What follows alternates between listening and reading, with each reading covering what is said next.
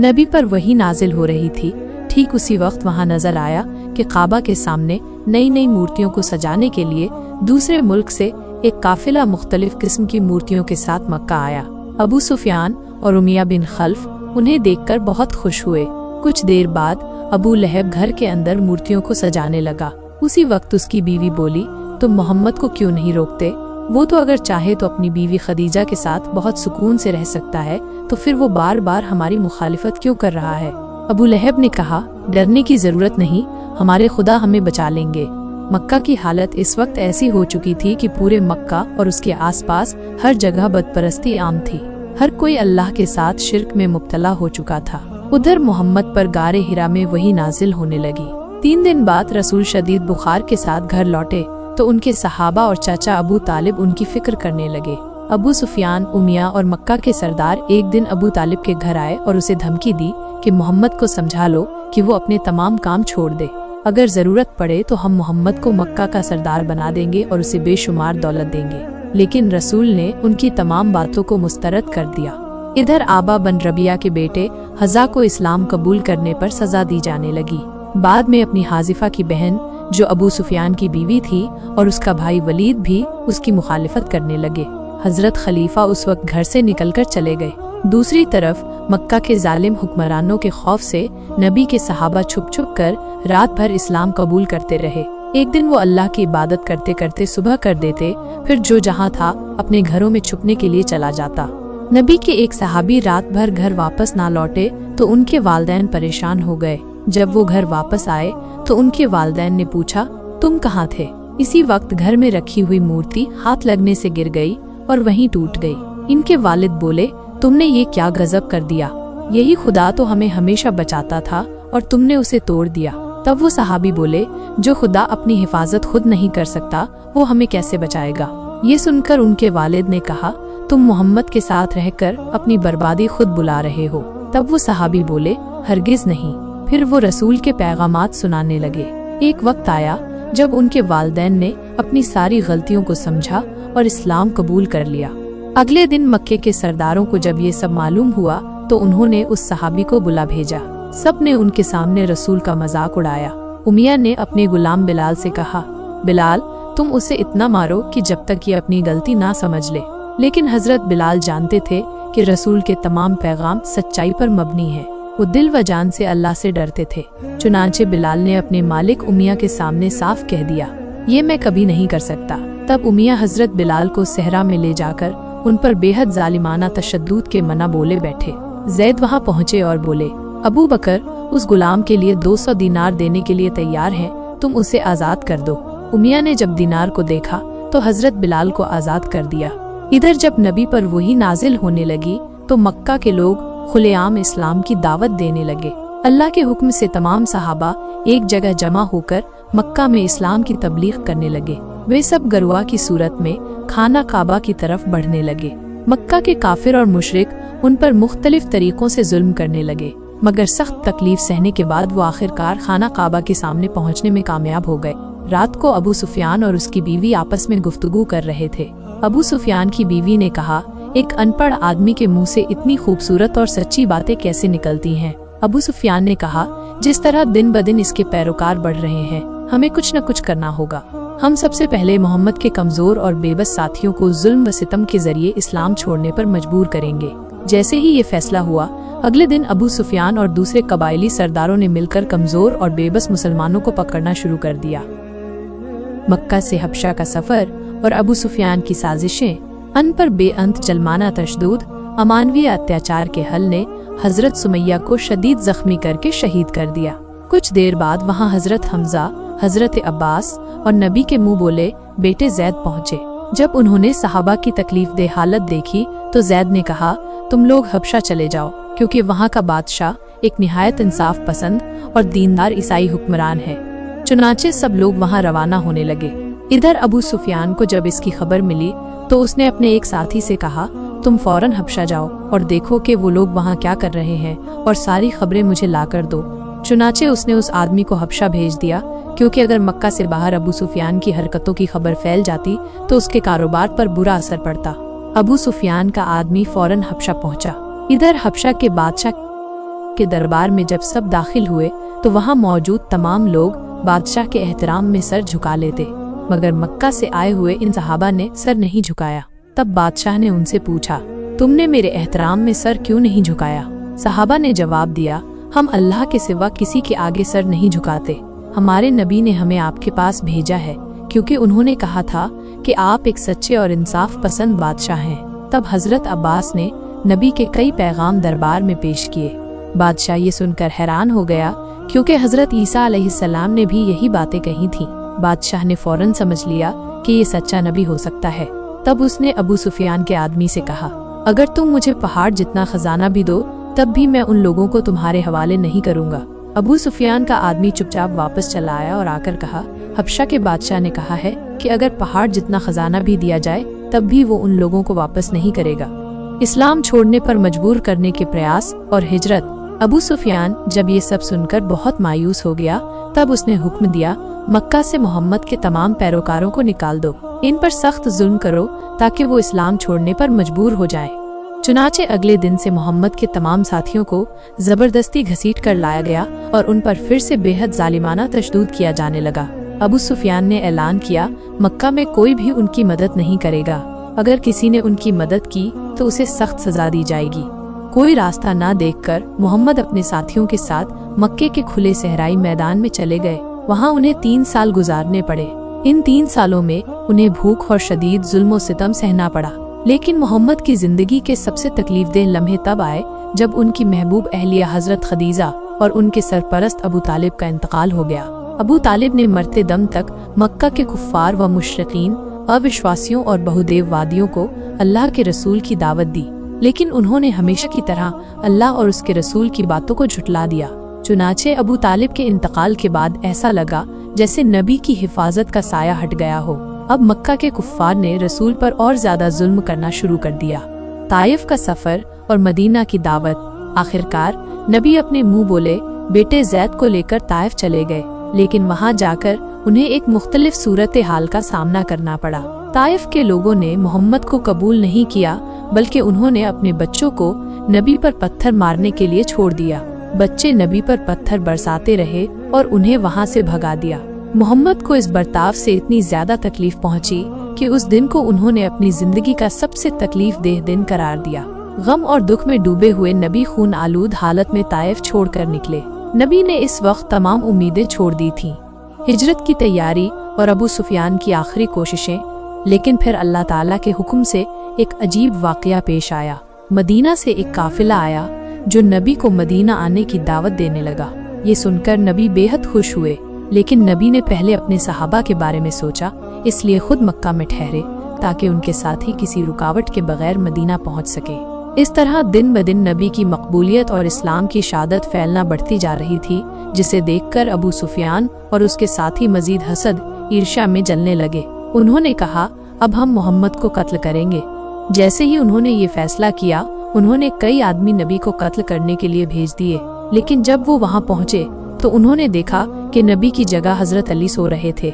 जब अबू सुफियान को इस बारे में मालूम हुआ तो उसने मक्का में ऐलान कर दिया, जो शख्स मोहम्मद को जिंदा या मुर्दा पकड़ कर लाएगा उसे 100 ऊंट इनाम में दिए जाएंगे। मक्का के लोग दीवानों की तरह नबी की तलाश में निकल पड़े। तलाश करते करते वो एक गार के करीब पहुँचे, लेकिन जब वो गार के दहाने मुंह पर पहुँचे तो देखा कि वहाँ एक मकड़ी ने जाल बुन रखा है। ये देखकर उन्होंने सोचा, यहाँ तो कई दिनों से कोई दाखिल नहीं हुआ। ये गुमान सरासर गलत था, क्योंकि उसी गार के अंदर हमारे प्यारे नबी हजरत मोहम्मद और उनके साथी मौजूद थे। अल्लाह के हुक्म से मकड़ी ने जाल बुन दिया, जिसकी वजह से कुफार धोखा खाकर वापस लौट गए। यूं हमारे प्यारे नबी और उनके साथी इस बार भी बच गए। दूसरी तरफ मक्का के लोग इंतजार करने लगे कि मोहम्मद कब उनके हाथ आएंगे, मगर कुछ दिनों बाद मदीना के सहरा में मोहम्मद की वापसी का मंजर नजर आया। ये देखकर मदीना के लोग बेहद खुश हो गए। सबने मिलकर मोहम्मद और इज्जत के साथ नबी का इस्तकबाल किया।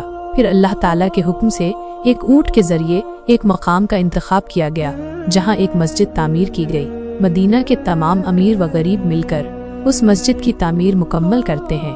बाद में हजरत हमजा ने कहा, मस्जिद में कुछ कमी महसूस हो रही है, तो एक सहाबी ने कहा, हमें 1 घंटा बेल रखना चाहिए ताकि लोगों को अल्लाह की याद दिलाई जा सके। हजरत हमजा ने फौरन जवाब दिया, नहीं, घंटा तो ईसाई इस्तेमाल करते हैं। फिर एक और सहाबी ने मशवरा दिया, तो क्यों न हम बगैर किसी बाजे के अपनी आवाज से लोगों को अल्लाह की तरफ बुलाएं। ये सुनकर नबी ने हजरत बिलाल की तरफ इशारा किया और फरमाया, ए बिलाल, तुम अजान दो। चुनाचे नबी के हुक्म पर हजरत बिलाल ने मदीना में पहली मर्तबा अजान दी। दूसरी जानिब मक्का अब तकरीबन खाली हो चुका था, क्योंकि नबी के तमाम साथी और उनके कबीले के लोग हिजरत कर चुके थे। अबू सुफियान ने इस मौके से फायदा उठाया। उसने मक्का से हिजरत कर जाने वाले तमाम मुसलमानों के घरों, दुकानों और उनके तमाम तिजारती सामान पर कब्जा कर लिया। अबू सुफियान के आदमी मदीना पहुँचे और सहाबा को भड़काने के लिए खबर दी, मक्का में तुम्हारी तमाम जायदाद लूट ली गई हैं, तुम्हें जंग करनी चाहिए। ये सुनकर हजरत हमजा ने कहा, मोहम्मद अभी अमन चाहते हैं, इसलिए हम जंग नहीं कर सकते। लेकिन फिर हजरत हमजा नबी के पास गए और अर्ज किया, या रसूल अल्लाह, मुझे जंग की इजाजत दीजिए। जब सहाबा ने नबी से जंग की इजाजत तलब की तो नबी ने फरमाया, अल्लाह का हुक्म अभी नहीं आया, इसलिए हम जंग नहीं करेंगे। लेकिन नबी ने अल्लाह ताला से दुआ की। चंद दिनों के अंदर अल्लाह ताला ने जंग की इजाजत दे दी। तब नबी ने सहाबा को जंग की तैयारी का हुक्म दिया। सब लोग तैयार होकर बद्र के मैदान की तरफ रवाना हो गए। वहां जाकर मुसलमानों ने चंद कुओं के करीब अपने खैम लगा लिए। इस दौरान मक्का में एक शख्स खबर लेकर आया, मोहम्मद और उनके साथी जंग के लिए मक्का की तरफ आ रहे हैं। ये सुनकर मक्का के तमाम कुफार जंग की तैयारी में लग गए और बद्र की तरफ रवाना हो गए। लेकिन अबू सुफियान ने उनके साथ जाने के बजाय मक्का से लौटा हुआ माल लेकर तिजारत के लिए किसी और मुल्क चला गया। कुफार ने जंग के लिए उससे मदद मांगी, मगर वो अपने माल की हिफाजत के लिए जंग में शामिल न हुआ। जंग का दिन करीब आया और दोनों लश्कर बद्र के मैदान में पहुंच गए। मुसलमानों ने अपनी हुकूमत अमली के तहत कुओं के करीब अपनी पोजीशन ली और नबी ने फरमाया, सब पहले खूब पानी पी लो, फिर कुओं को पत्थरों से बंद कर दो। चुनाचे तमाम सहाबा ने पहले जी भर कर पानी पिया, फिर कुओं को पत्थरों से ढांपा, ताकि कुफार जब पहुँचे तो पानी न मिलने की वजह से कमजोर हो जाएं। जैसा नबी ने सोचा था वैसा ही हुआ। कुफार जब वहां पहुंचे तो सख्त प्यास की हालत में बेहाल हो गए। इनकी तादाद ज्यादा होने के बावजूद वे जंग के लिए जिस्मानी तौर पर कमजोर पड़ गए। बिलाखिर जंग का आगाज हुआ। ये एक सख्त मार्का था जिसमें बहुत खून बहा। लेकिन सबसे बड़ी खुशखबरी ये थी कि अबू सुफियान को छोड़कर मक्का के तमाम बड़े बड़े सरदार उस जंग में मारे गए। यूँ सिर्फ 313 सहाबा के साथ नबी ने बद्र की जंग में अजीम फतह हासिल की। ये जंग मुसलमानों की ताकत को बहुत ज्यादा बढ़ा गई। जब अबू सुफियान अपनी तिजारत मुकम्मल करके मक्का वापस पहुंचा तो उसने ये खबर सुनी कि मोहम्मद ने बद्र में फतह हासिल कर ली है। ये सुनते ही वो नबी के खिलाफ मजीद गुस्से में आ गया। दूसरी तरफ अबू सुफियान की बीवी हिंदा बिनत उतबा के वालिद और भाई उस जंग में हजरत हमजा के हाथों कत्ल हो गए थे, इसलिए वो इंतकाम की आग में मजीद भड़क उठी। अबू सुफियान के लश्कर में एक ऐसा शख्स था जो बहुत माहिर तीर अंदाज था और उसका निशाना उम्दा था। अबू सुफियान की बीवी इस तीर अंदाज के पास गई और कहा, अगर तुम हजरत हमजा को कत्ल कर दो तो मैं तुम्हें बहुत सारी सोने की अशरफियाँ दूंगी और तुम्हें आजाद कर दूंगी। यूँ 1 साल गुजर गया।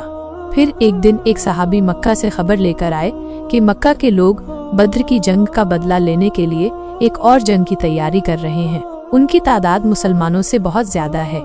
ये खबर मुसलमानों के लिए फिक्र की बात थी। वक्त गुजरता गया और आखिरकार जंग का दिन आ गया। उहुद के पहाड़ के सामने दोनों लश्कर आमने सामने हुए।